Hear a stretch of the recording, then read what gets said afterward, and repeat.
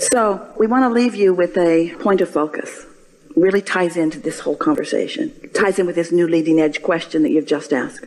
Alignment and timing are synonymous.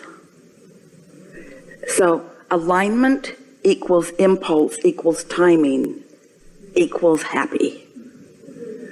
It's timing, and your inner being is the master of timing, because there are so many things you could do and it's just endless. But when you get an impulse, and the more often you do it, the more you'll feel like doing that, until you can go through a day where everywhere you go. The day was like that for Esther yesterday. She traveled by herself. And as she traveled, everywhere she went, it was like a door opened. There was someone there to greet her and to smile and to help her everywhere she went along the way. It was her timing. She drove her own car to the park and ride, and the bus was right there, and a man took her bags out, and there was a place for her to park right there, so she got right on the bus, and then they drove her and one other person to the airport rather than waiting for the bus to fill up. And Esther thought, "Ooh, I really like how things are working out." And then the bus let her off right in front of the sky cap, and she gave him her bags, and off they went. And she got right to the gate in the most comfortable fashion. Everything about it was just unfolding perfectly. And then she had this wonderful flight, 2 wonderful flights, and when she got to the baggage claim, her driver was not there. He was not there with his sign, and he wasn't answering the number that she'd been given. And when she did reach him, this was the first sign of something that looked like it was out of sync. The driver said, "I'm supposed to be there at 2:30, right?" And Esther said, "Well, my note says 2 o'clock, and I am here. And how long will it take you to get here?" "Well, let me call you back." And he called back, and now he's kind of making up some reasons that he can't be there. And Esther said, "It's all right. I'll just take a cab." So she went out to the curb, and there was a cab right there, and she stood there for a moment, and the woman who was assigning the cabs to people was distracted by something else that was going on. And for just a moment, Esther thought, "You really should pay attention to me, because your job is me." But she was doing something else, and so a cab driver who was sitting right there saw Esther sitting there, and he came and undid the rope and escorted Esther to his cab. And he got in trouble for that, because that's not his job. But as Esther got into the cab, she said to him, "Well, that was very nice. Thank you very much." And then they began talking about the most wonderful things. And then Esther said to him, "You are a very strong man with powerful, good intentions, and life is going very well for you. I can feel it." And he said, "Is that why I feel you all over my arms?" They were such energy friends right away. There could not have been a better thing that had happened to either one of them. They were guided to be together for a 40-minute drive that was delightful for both of them. And what looked like was supposed to happen that didn't happen wasn't the best thing to happen.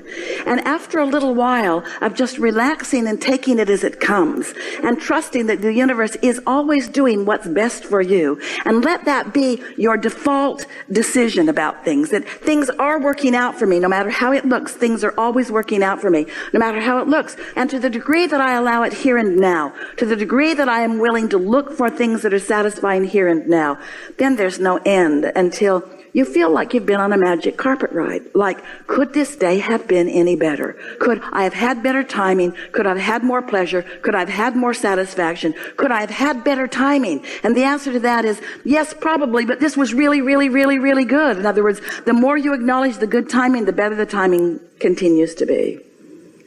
Oh, creation is so much fun when you realize that you are doing the creating. And allowing is so much fun when you realize that you hold the keys to the allowing. The deliberate creation of your life experience is what you came for. You didn't come because stuff needs to get done. You came because you like the experience of energy flowing through you. You like the feeling of alignment. You like the feeling of life flowing through you. You don't like the feeling of pinching it off, and you don't like the feeling of not letting it in, and you don't like the feeling of the imbalance of it, but you like the feeling of learning it, and you like the feeling of getting better and better at it. And once you get hold of this, just regarding a thing or two or a thing or two or a thing or two, it shows up more and more and more and more in your experience. And you might find yourself enjoying your singularity a bit. You might enjoy feeling the timing that you are able to receive. And then once you get that really going good, then you might hook up with somebody else that knows that too. And when two or more of you come together with that sort of knowing, with that sort of energy flowing, with that sort of exponential expansion, when you start hooking up with the energies that create worlds in a conscious, deliberate way, we're not going to say you're going to accomplish a lot, because that's not the point. We're going to say you're going to have a really, really good time. Thank you so much. My question is,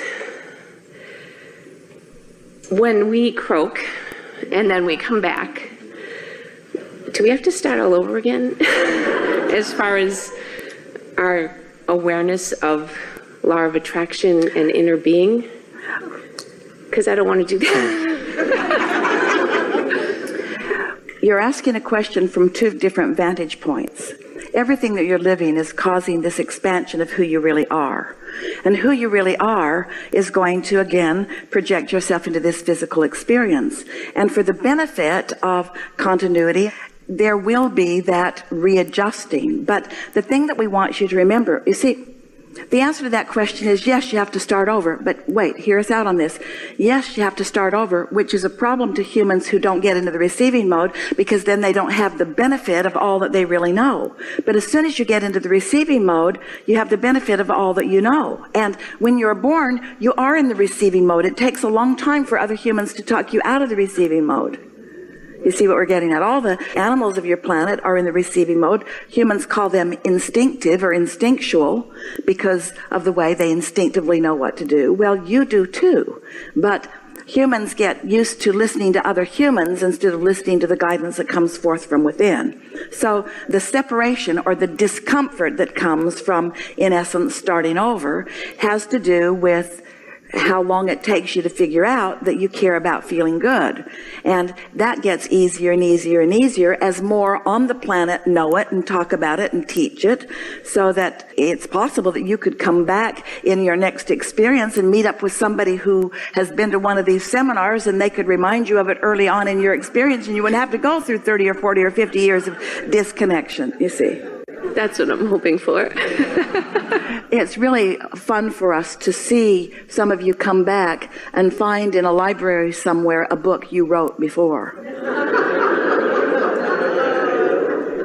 Well, I find that it's interesting because I've kind of been on a spiritual journey, and I was so interested in everything, and, you know, going to psychics and learning from gurus, and everything was helpful, but I felt like I was zipping through it, getting what I needed, and then going, I don't need that anymore, and moving on.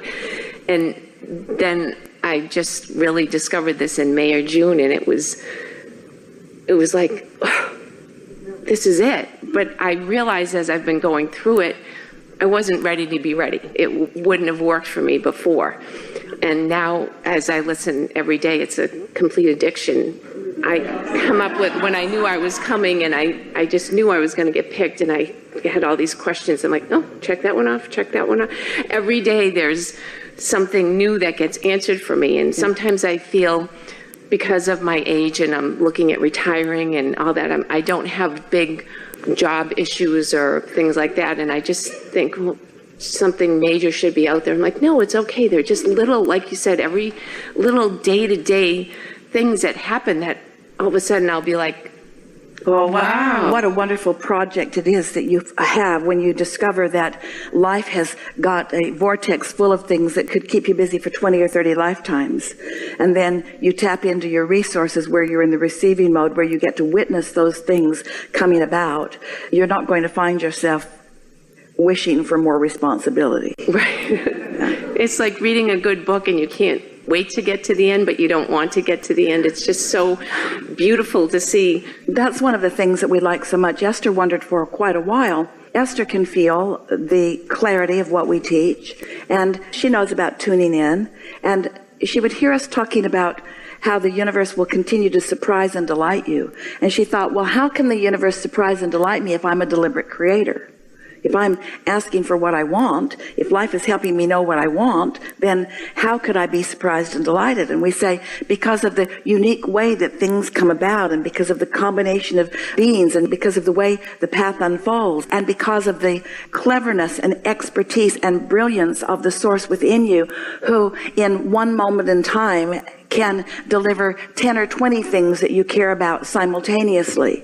Humans think so much more linearly and selectively, where the source within you is a multidimensional being that is dealing with many things simultaneously. And when you tap into that and you start following those impulses, your ability to be surprised and delighted just gets greater and greater. And each time you are, then your expectation of it becomes keener still, which makes you even more receptive to it and more receptive to it, until people who are watching you just can hardly believe that these kind of things can happen to you.